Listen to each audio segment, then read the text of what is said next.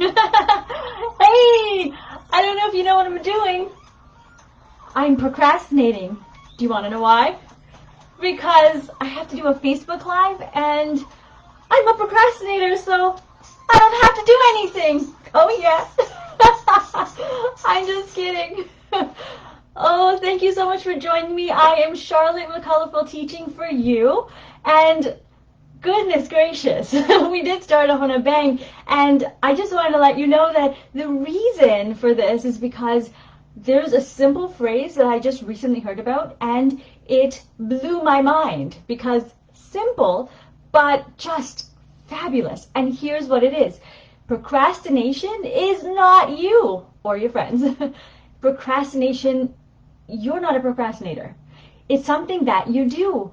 Now, it may sound totally simple, and you might be saying, well, Charlotte, why are you telling me this?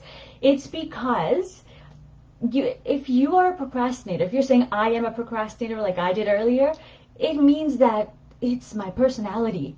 And that's kind of hard to change, a person's personality. I mean, have you ever been in a relationship, even with your family, your friends, anyone, and they've had a personality that you just can't stand and you try to change that? Does that happen? Can you do it? It's like pulling teeth, isn't it? But if it's a behavior, an action, well, that we can change. So what we're going to do today is we are going to look at two different ways. Well, we're going to look at a mind shift first and then two actions that we can take right away. Okay? So let's get to it. So our first thing is, I want you to realize a mind shift is that procrastination doesn't just happen because kids want it to happen. If you watched any of my videos from before, you know that it's because it causes a bit of stress for some of us, right? Sometimes our children might be feeling overwhelmed, or they might not care about the topic. We don't like that one. Or they just might feel like it's beneath them. Maybe it's professionally or educationally beneath them. And is it okay to be with that problem? To feel that? Yeah, totally. We all go through it. Totally okay. But we can't stay in this mode forever. So what we're going to do is we're going to look at the first way of moving past it. So if you have a pen and paper, you're probably going to need that today. Now, the first way of going about it is to address it by voicing it. Now, I don't have very clever names for these, but it means exactly what we're saying, voice it. So the first step with voice it is to actually ask your child what the stressor is. So in a previous post, I talked about this, where you actually ask them what's causing them to feel like they can't work on an assignment, right? So we're going to talk about an example or talk through an example, and it's going to be a very linear example. But you and I both know kids are not like that at all, are they? Not at all. So kids are like this. This example, even though it's linear, is just for you to be able to think about the kind of steps that you can take and where you're going to be able to go. Okay? So let's do this. You ask your child why they're unable to work on an assignment, and it could be presentation, right? I struggle with presentation, so this one spoke to me. This is why I wrote this one down. So I might say, or your child might say, I don't want to present, I don't like presentations, right? That sounds familiar. We can't leave it at that, though. So the second step is to work through it. Try to figure out what's going on. So then at that point, a teacher might say, well, what happens when you present? And they might say, well, the other kids, they might think I'm stupid or dumb. Oh, I didn't want to say those words. But they may not like me or my presentation. And then you would say, well, has anyone ever said that to you? Let's go worst case scenario here. And they might say, yes. And then you'd say, well, did you survive it? And they say, yeah. At this point, we want to have one win. So we'll say, well, that's a win. But we want to address the feelings. So we'll say, well, how did that make you feel? And most kids, some will go on a nice rampage for you, but some of them will just say, made me feel bad, or just bad. Can't leave it at that either, so we need to come up with what? A solution together. So that's step number 3, come up with a solution together. And here the teacher might say, well, I'm sure that made you feel bad, and I'm sorry for that. Let's figure out how we can work together so that you can take back your power? How can you be in control so that you can take back that power? And at that point, the child might say, well, I could talk to you privately if you're the teacher or the homeschooling parent or just the parent. And then you could say, yes, yes, you can. That's absolutely wonderful. I'm here for you. In the meantime, before we even get to that presentation, what can I do for you? How can I help you? How can I be of service to you? And this is where kids might get a little bit tripped up. So you might need to help them along the way. But if they don't, that's great too. So you might be able to, well, they might say, well, can you look at my presentation first? That's something a keener like me might have said. And at that point you say, yes, let's do it on this date. And how does that sound? So they might say, well, good. But here you might want to do this. Give them a definitive date, right? Have them know exactly when they're going to come and see you and what needs to be done before that date. Because as soon as you do that, boom, my friends, they have a little bit of fear, because that fear doesn't really go away, imposter syndrome, all of that, but they have this renewed confidence. They know that you are going to be looking out for them. You have their back. They know that you're going to be watching. I mean, they always know that you're watching, but this time it's verbal. They know that. So beyond that, they also have this need now, because many children want to please, they have this need to complete this task so they can meet that first deadline of being able to present it to you. So that those jitters might be there, but they know that you're going to help them through that. Now, the whole point of this works really beautifully for little ones and also for adults and children, older children. But the whole point of this is you want to get them to voice it out. You actually want them to verbally speak it out. So in the beginning, if children are struggling to gather their thoughts, have them write it on a piece of paper. Let them just draw out their thoughts or write it down. But then ultimately you want to be able to speak to them and work through it verbally.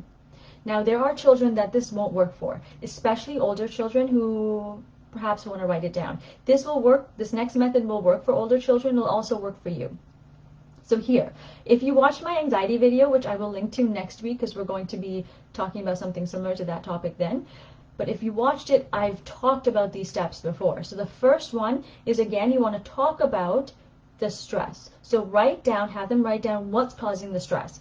So, and then after that, you want to write 2 objections to counteract it. Okay? Here's an example.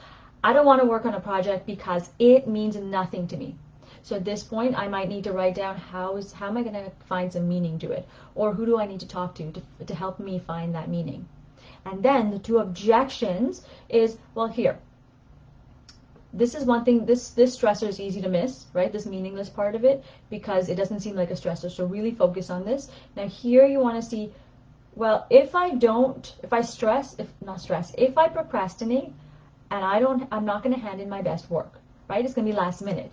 If I procrastinate, I might not have time to proofread my work. So those are 2 objections. Now if you're an adult, I'd suggest going for more, writing down more, because you want to be able to see that your all of these objections that really outweigh your reason to procrastinate. Yeah.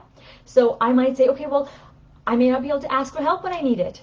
What about graphics? I might not be able to put in some fabulous little cool graphics.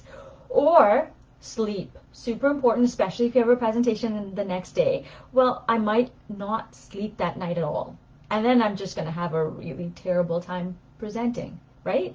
So you might want to write them all down. And this may seem super weird in the beginning, but let me tell you, over time, if you keep doing this, not only will it just happen in your mind, but you'll see children starting to see that their excuse doesn't work so well, because there's so many reasons as to why they need to do it. And in the beginning, it may not work right away, but you'll start to see them maybe add in 5 minutes here and put in some more time, 5 minutes there, and then here and there. And over time, the 5 minutes turns into 10, into 15. But even if it's just 5 minutes, imagine 5 minutes, 5 minutes, 5 minutes, 5 minutes. Well, they've just put in all this work and time and effort. Isn't that fabulous?